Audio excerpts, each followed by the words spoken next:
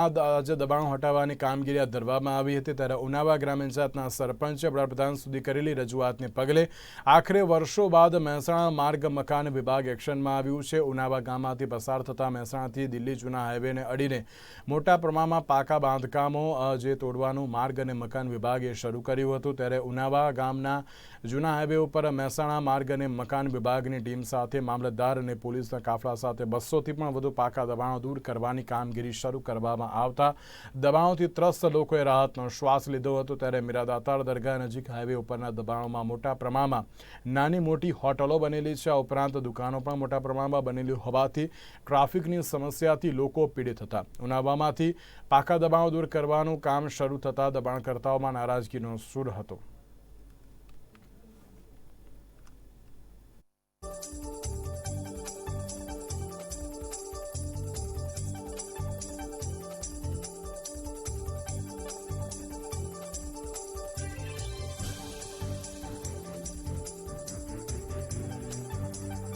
ઉનાવા ગામમાં દબાણ છે હોટેલ સાહિલથી ગુજકો માસોલ સુધી વર્ષોથી દબાણકર્તાઓ દબાણ કરેલા હતા। આ બાબતે ગ્રામ્યજનો દ્વારા સીધી અને પંચાયતને બંનેને અસંખ્ય વાર લિખિત રજૂઆતો કરવામાં આવેલી હતી અને દરગાહમાં આવતા જે ટુરિઝમ હોય એ બધા જે દર્શનાર્થે જ્યારે આવતા હોય એ વખતે એમને પારાવાર મુશ્કેલીઓનો સામનો કરવો પડતો હતો। દરગાહ એ ભારતની બીજા નંબરની પવિત્ર દરગાહ છે। ત્યાં આવતા જતા લોકોને કોઈ તકલીફ ના પડે અને રાહદારીઓને કોઈ તકલીફ ના પડે એના અનુસંધાનમાં ગ્રામ લોકોએ જ્યારે રજૂઆત કરી એ બાબતને લઈ પંચાયત દ્વારા પણ માનનીય મુખ્યમંત્રી શ્રી પર રજૂઆત કરવામાં આવેલી હતી અને આજ રોજ માર્ગ અને મકાન વિભાગ દ્વારા ખૂબ સારી કામગીરી થઈ રહી છે અને કોઈને પણ અન્યાય ના થાય એ રીતે એમના માપ મુજબ કાર્યવાહી કરેલ છે।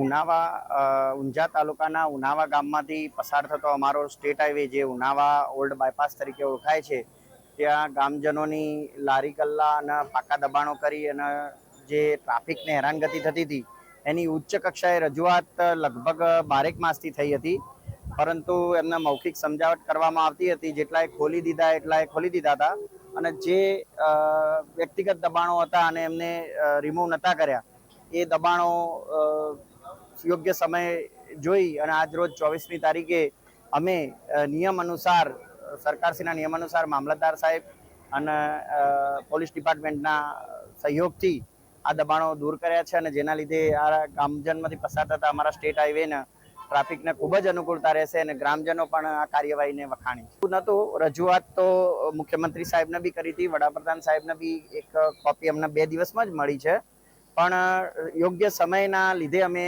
અને અમારી જોડે પૂરતો સ્ટાફના લીધે અમે રાહ જોઈ રહ્યા હતા। બાકી કામગીરી તો કરવાની છે।